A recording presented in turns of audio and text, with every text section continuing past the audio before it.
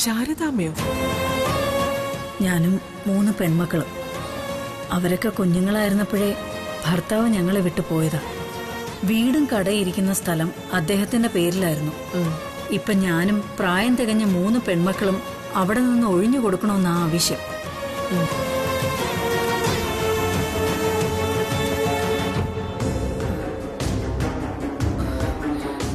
ശാരദാമ്മ. എന്താമ്മേ, ആരാ ഇത്? മോളെ, ഇതാണ് സത്യഭാമ. ഈശ്വര, മകനെതിരെ പരാതി കൊടുത്തത് ചോദിക്കാവുന്നതായിരിക്കും. അപ്പോ ശാരദാമ്മയുടെ ആണോ ഈ കടയും വീടും ഒക്കെ? അതെ. അത് ശരി. ഏതായാലും നമ്മൾ തമ്മിലൊരു പരിചയപ്പെടലിന്റെ ആവശ്യമില്ലല്ലോ. ഇനി ഞാൻ ഇങ്ങോട്ട് വന്നതിന്റെ കാര്യം പറയാം. പണം കൊടുക്കലും മാത്രമല്ല, അത്യാവശ്യം തർക്കങ്ങൾ ഒത്തുതീർപ്പാക്കുന്ന ജോലി എനിക്കുണ്ട്. അല്ല, അതങ്ങനെ തലേ വന്നു പെട്ടുപോയതാ. കൊടുത്ത പണം പിരിച്ചെടുക്കാൻ എനിക്ക് പോലീസിനെ ഉപയോഗിക്കാൻ പറ്റില്ലല്ലോ. അതിന് വിശ്വസിക്കാൻ കൊള്ളാവുന്ന ആൾക്കാര് കൂടെ വേണം. അങ്ങനെ കുറെ പേരെ ഞാൻ എന്റെ ഇടവും വലവും വെച്ചിട്ടുണ്ടെന്ന് കൂട്ടിക്കോ. അതിന് മുന്നിൽ നിൽക്കുന്നത് എന്റെ മോൻ തന്നെ. അവര് വഴി നീതി നടത്തുമ്പോ കോടതിയെ പോലെ ചിലർക്കെന്നെ വിശ്വാസമാണ്. സത്യഭാമ അനീതി ചെയ്യില്ലെന്ന്. അതിന് ഞാൻ മുഴുവൻ പറഞ്ഞോട്ടെ ശാരദാമ്മേ. കുറച്ചു നാളുകൾക്ക് മുമ്പ് എന്റെ മുൻപിൽ ഒരു പരാതിക്കാരൻ വന്നു. അവന്റെ വീടും സ്ഥലവും ഒക്കെ കയ്യേറി കുറെ ഗുണ്ടകൾ താമസിക്കുകയാണെന്ന് പറഞ്ഞു. അത് ഒഴിപ്പിച്ചു കൊടുക്കാമെന്ന് ഞാൻ അവരോട് വാക്കു പറഞ്ഞതാ. പക്ഷേ പല കാരണങ്ങൾ കൊണ്ട് അത് വൈകി. ഇപ്പോ പരാതിക്കാരന്റെ ഭാര്യ എന്റെ മുന്നിൽ വീണ്ടും വന്നിരിക്കുക. നീതി നടപ്പിലാക്കി തരണോന്നും പറഞ്ഞ്. ഇനി അക്കാര്യം വൈകിപ്പിക്കാൻ പറ്റില്ല എന്ന് കരുതിയാ ഞാൻ വന്നത്. പരാതിക്കാരി എന്റെ കൂടെ വന്നിട്ടുണ്ട്. ഞാൻ വിളിക്കാം.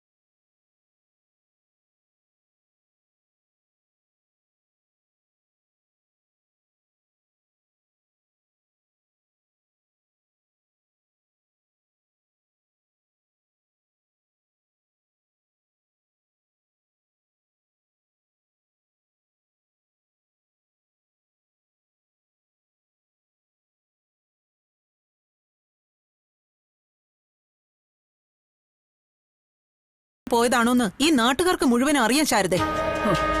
നാട്ടുകാർക്കറിയാം, പക്ഷെ എനിക്കറിയില്ല. നിങ്ങളുടെ ഭർത്താവിന്റെ ആദ്യ ഭാര്യയായിരുന്നല്ലേ ഈ ശാരദ, ഈ നിൽക്കുന്ന ശാരദാമ്മ. അക്കാര്യം ഗോപാലകൃഷ്ണൻ എന്നോട് പറഞ്ഞില്ലല്ലോ. അത് 10-15 വർഷം മുമ്പുള്ള കാര്യമാ. ഒരു ആൺകുഞ്ഞിനെ പ്രസവിക്കാൻ കഴിയാത്ത ഇവരെ ഉപേക്ഷിച്ച് ഗോപാലേട്ടൻ എന്നെ കല്യാണം കഴിച്ചു. 3 മക്കൾ ജനിച്ച ശേഷം? അതെ. ആണോ ശാരദാമ്മേ? ഓ, അത് ശരി. ഒരു സ്ത്രീയിൽ നിന്ന് വിവാഹമോചനം നേടാതെ അവര് ജീവിച്ചിരിക്കെ മറ്റൊരു സ്ത്രീയുടെ കഴുത്തിൽ താലി കെട്ടുന്നതിന് നിയമസാധുതയില്ലെന്ന് നിങ്ങൾക്കറിയില്ലേ? എന്താ രാജേശ്വരി ആ ബന്ധത്തിന്റെ പേര്?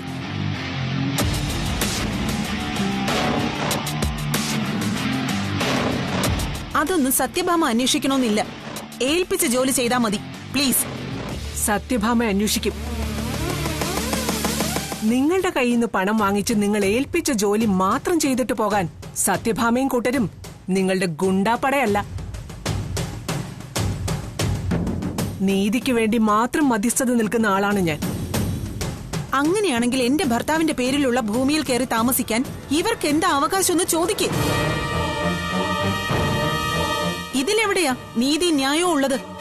ഭർത്താവ് എന്നുള്ളത് തിരുത്തണം ഗോപാലകൃഷ്ണൻ. അത്രയും അലങ്കാരം മതി അയാൾക്ക്. മനസ്സിലായോ?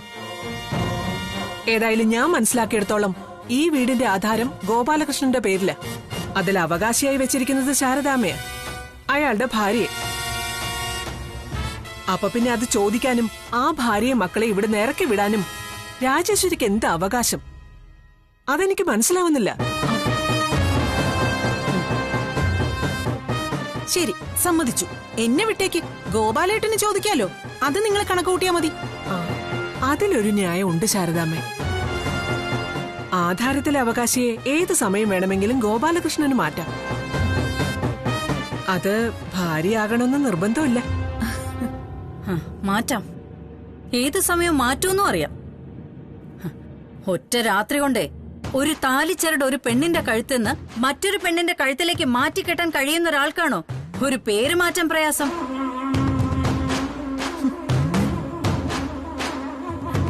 സത്യവും ഒന്ന് മനസ്സിലാക്കണം. ഈ കാണുന്ന പോലെ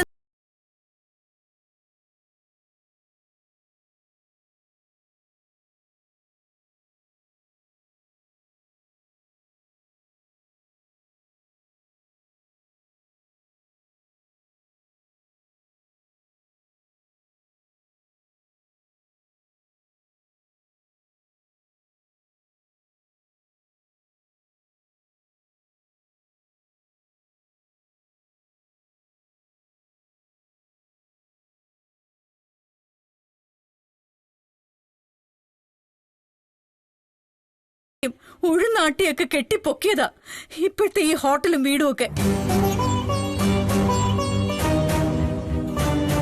ഇതിന്റെ ഓരോ കല്ലിലും ഉണ്ട് ഞങ്ങളുടെയൊക്കെ ചോരയും വേർപ്പും കണ്ണീരും. ഒടുവിൽ ബലമുള്ള കഴുക്കോലും ഓടുമൊക്കെ ആയപ്പോ ഇവർക്കിത് സ്വന്തമായിട്ട് വേണമെന്നായി. ഇന്നലെ വരെ ഞാനും എന്റെ കുഞ്ഞുങ്ങളും കിടന്നുറങ്ങിയ കട്ടില് എന്റെ ഭർത്താവിനൊപ്പം മറ്റൊരു പെണ്ണിന് ജീവിക്കണം.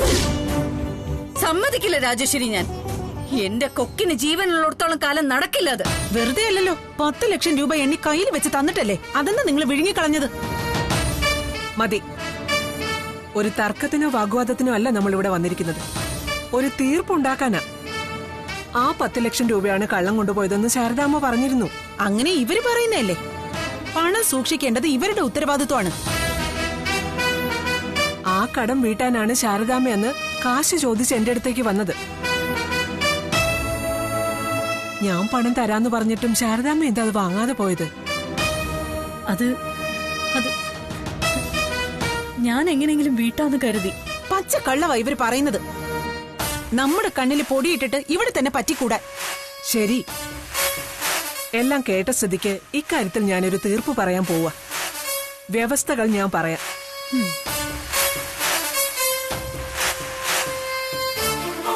തീർപ്പ് രാജേശ്വരിക്ക് അനുകൂലമാക്കണമെങ്കിൽ ശാരദാമ്മയും മക്കളും ഇവിടുന്ന് ഇറങ്ങിക്കൊടുക്കണം.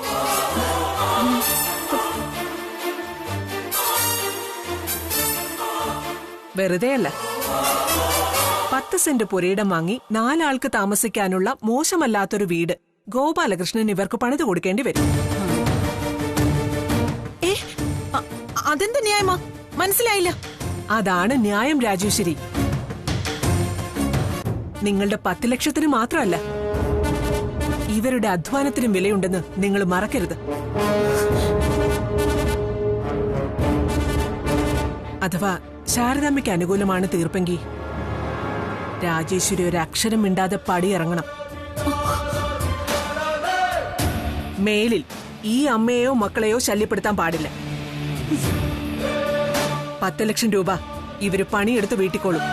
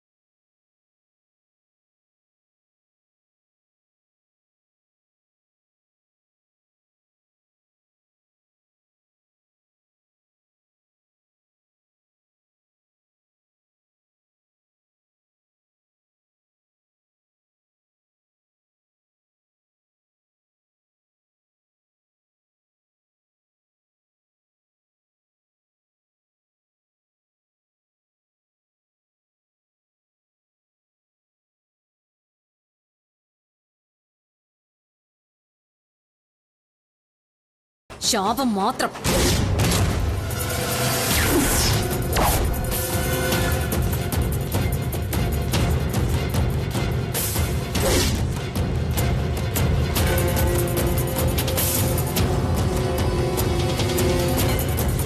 നീയോ? അതെ, ഞാൻ തന്നെ. ശാരദാമ്മയുടെ രണ്ടാമത്തെ മകൾ ശാലിനി.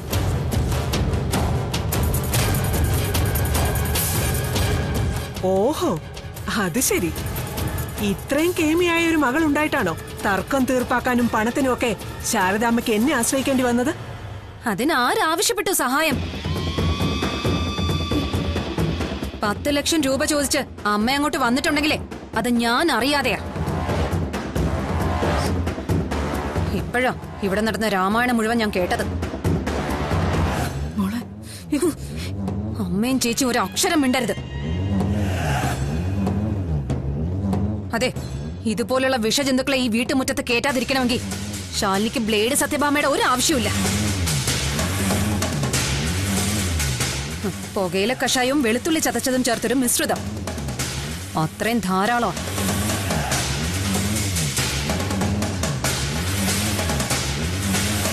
ആരോടാ നീ സംസാരിക്കുന്നതെന്ന് അറിയോ നിനക്ക്?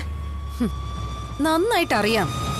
പാവപ്പെട്ടവരുടെ പലിശ പണത്തിന്റെ പേര് പറഞ്ഞ് അവരുടെ ചോരയും നീരും വരെ ഊറ്റിക്കുടിച്ച് കൊഴുത്ത് തടിച്ച ഈ സമൂഹത്തിലെ ഒരു ക്യാൻസറിനോട്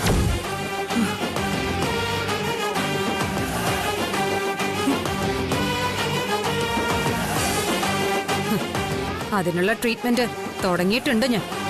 താമസിയാതെ അറിയും നിങ്ങള്. അല്ല, മനസ്സിലാവാത്തോണ്ട് ചോദിക്ക, നിങ്ങൾ ആരാന്നാ നിങ്ങളുടെ വിചാരം?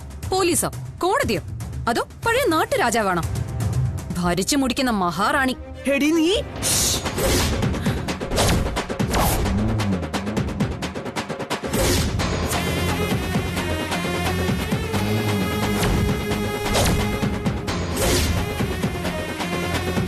ആദ്യം പോയി നിങ്ങൾ നിങ്ങളുടെ സ്വന്തം വീട് നന്നാക്ക്.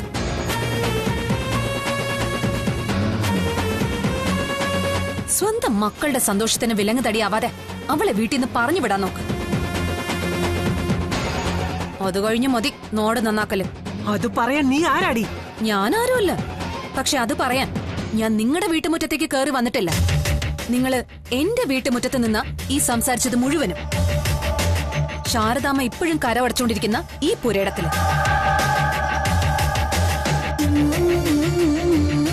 നിങ്ങളെ എന്റെ വീട്ടുകാര്യത്തിൽ ഇടപെട്ട ഞാൻ നിങ്ങളുടെ വീട്ടുകാര്യത്തിലും ഇടപെടും. അല്ലെങ്കിൽ ഇപ്പൊ ഇറങ്ങണം ഇവിടെന്ന്, ഈ നിമിഷം.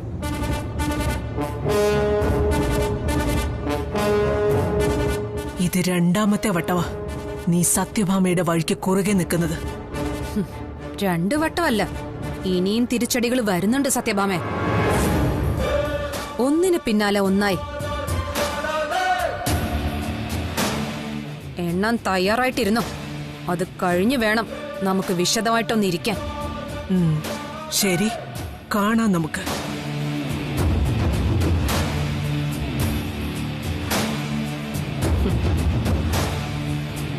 ശാരദാമ്മേ, നിങ്ങൾ ജീവിതത്തിൽ 2 തെറ്റുകളെ ചെയ്തിട്ടുള്ളൂ.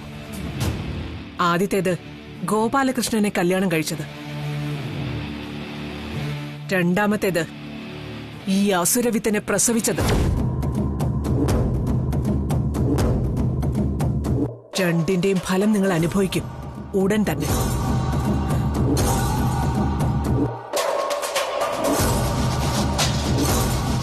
രാജേശ്വരി വാ.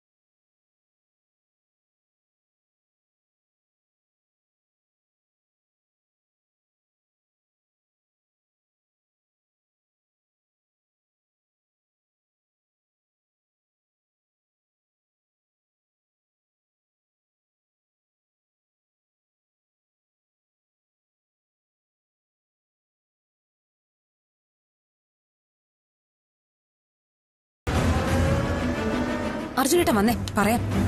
വാ. ശാലിനി എല്ലാം അറിഞ്ഞല്ലോ അമ്മേ. എനിക്കറിയില്ല മോളെ, ഇനി എന്തൊക്കെ പുകിലുകളാ ഉണ്ടാവാൻ പോകുന്നതെന്ന്.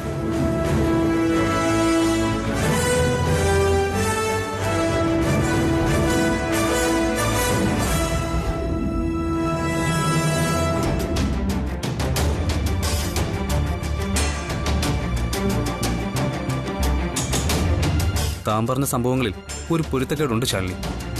ശാരദാമ്മയുടെ കയ്യിലെ കവറിൽ 10 ലക്ഷം രൂപയുണ്ടെന്ന് ബൈക്കിൽ വന്ന കള്ളൻ എങ്ങനെ കൃത്യമായി അറിഞ്ഞു? അതാ എനിക്ക് ഒട്ടും മനസ്സിലാവാത്ത പൊരുത്തക്കേട്. അത് എളുപ്പം അറിയാം അർജുനേട്ടാ. ഗോപാലകൃഷ്ണൻ അല്ലെങ്കിൽ ബാലചന്ദ്രൻ, രണ്ടുപേരിൽ ഒരാളാണ് ആ കള്ളനെങ്കിലോ, അല്ലെങ്കിൽ അവർ തന്നെ ഏർപ്പാട് ചെയ്ത ഒരു മൂന്നാമൻ. അതൊരു പോസിബിലിറ്റിയാണ്. That's too clever. വെറും ക്ലവർ അല്ല, കുരുട്ട് ബുദ്ധി. അവരത് ചെയ്യും. പണം തന്നവര് തന്നെ അത് അപഹരിക്കും. അവരുടെ കയ്യിൽ നിന്ന് ഒരു ചില്ലി പൈസ നഷ്ടമാവുകയില്ല. നമ്മൾ 10 ലക്ഷം രൂപയ്ക്ക് കടക്കാരാവുകയും ചെയ്തു. ചുളുവിൽ ഈ വീടും കടയും സ്വന്തമാക്കാനുള്ള ഗൂഢ പദ്ധതിയായിരുന്നു ഗോപാലകൃഷ്ണന്റേത്. ഇനി ഇതിങ്ങനെ വിട്ടാ പറ്റില്ല അർജുനേട്ടാ. നമ്മൾ അടങ്ങി ഒതുങ്ങിയിരിക്കുമ്പോഴും അവര് പിന്നീന്ന് കരുനീക്കം നടത്തുക. ശരി, ഞാൻ എന്ത് വേണമെന്ന് ശാലിനി പറയുന്നത്? നമ്മൾ നേരത്തെ തീരുമാനിച്ച പോലെ വെറും നോട്ടീസിൽ ഒതുങ്ങിയാ പോരാ. പ്രതിക്കൂട്ടി കയറി നിൽക്കുക തന്നെ വേണം ആ ഗോപാലകൃഷ്ണനും രാജേശ്വരിയും. ജയിലിൽ പോണം രണ്ടാളും. എന്തിനുള്ള ഒരുക്കുവാ എന്റെ മോളിവിടെ? അമ്മയ്ക്ക് മലയാളം മനസ്സിലാവില്ലേ? ഗോപാലകൃഷ്ണനും കുടുംബത്തിനുമെതിരെ നമ്മൾ കേസ് കൊടുക്കാൻ പോകുന്നു, ജയിലിലടയ്ക്കാൻ.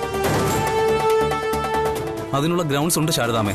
ഭീഷണി, ബലപ്രയോഗം, കുടിയൊഴിപ്പിക്കാൻ നോക്കൽ, ഗുണ്ടായസം, അങ്ങനെ വകുപ്പുകൾ നിരവധിയുണ്ട്. പിന്നെ ഈ കേസിന്റെ പേരിൽ നിങ്ങളുടെ സ്ഥലത്തിനോ കെട്ടിടങ്ങൾക്കോ എന്തെങ്കിലും ഭീഷണി ഉണ്ടാകുമെന്നുള്ള ഭയം അത് വേണ്ട. ലീഗലി ശാരദാമ്മയെ ഡിവോഴ്സ് ചെയ്തിട്ടില്ല ഗോപാലകൃഷ്ണൻ. അങ്ങനെയുള്ളപ്പോ മറ്റൊരു മാരേജ് അത് അസാധുവാണ്. അഡൾട്ടറി ആരോപിച്ച് ശാരദാമ്മയ്ക്ക് വേണമെങ്കിൽ ഡിവോഴ്സ് കേസ് കൂടി ഫയൽ ചെയ്യാം. അപ്പോ ഒരു കനത്ത തുക ജീവനാംശമായി ശാരദാമ്മയ്ക്ക് തരേണ്ടി വരും അയാൾ. മാത്രമല്ല, ഈ ഭൂമിയെ പ്രതി എന്തിനാണ് ഇത്ര പേടി? വിവാഹ സമയത്ത് ശാരദാമ്മയ്ക്ക് സ്വന്തം വീട്ടിൽ നിന്ന് ഓഹരിയായി കിട്ടിയതല്ലേ ഈ ഭൂമി? അത് സ്ത്രീധനമായി കൊടുത്തു എന്നല്ലേ ഉള്ളൂ. എന്ന് പറഞ്ഞ അമ്മയ്ക്ക് മനസ്സിലായില്ലേ? ഗോപാലകൃഷ്ണന് കോടതി വരാന്തേന്ന് ഇറങ്ങാൻ ഇനി സമയം ഉണ്ടാവില്ലാന്ന്. ഒന്നും വേണ്ട, ഒരു കേസും വേണ്ടേ? എന്തുകൊണ്ട്?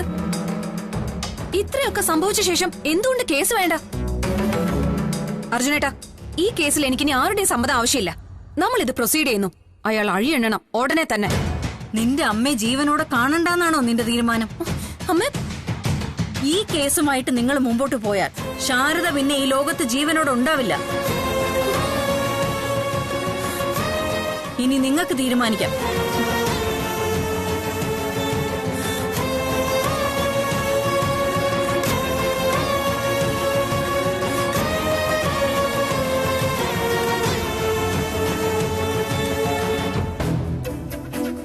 ശാലിനി, എന്താ ഇതൊക്കെ?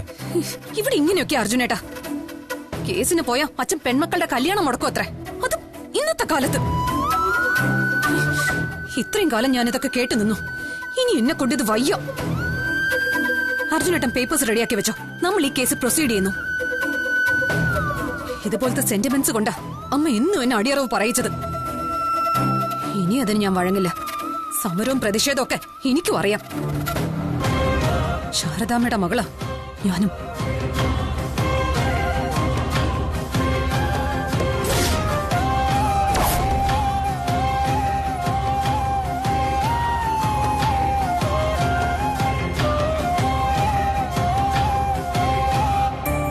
സ്വർണ്ണവില ഗ്രാമിന് 15 രൂപ കുറഞ്ഞു. പെട്രോളും ഡീസലും ലിറ്ററിന് 70 പൈസയും 90 പൈസയും കൂടി. പീഡന കേസ് വാദം നീളും. കർഷക ആത്മഹത്യാ വിഷയത്തിൽ ഭരണപക്ഷ പ്രതിപക്ഷ വാക്പോര്. വാർത്തകളൊക്കെ ഇന്നലത്തേത് തന്നെ, പുതിയതായിട്ടൊന്നുമില്ല.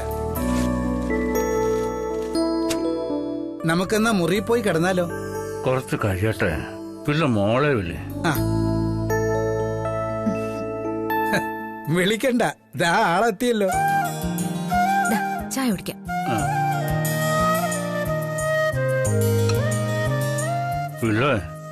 വിശേഷങ്ങൾ പറ മോളോളൂ.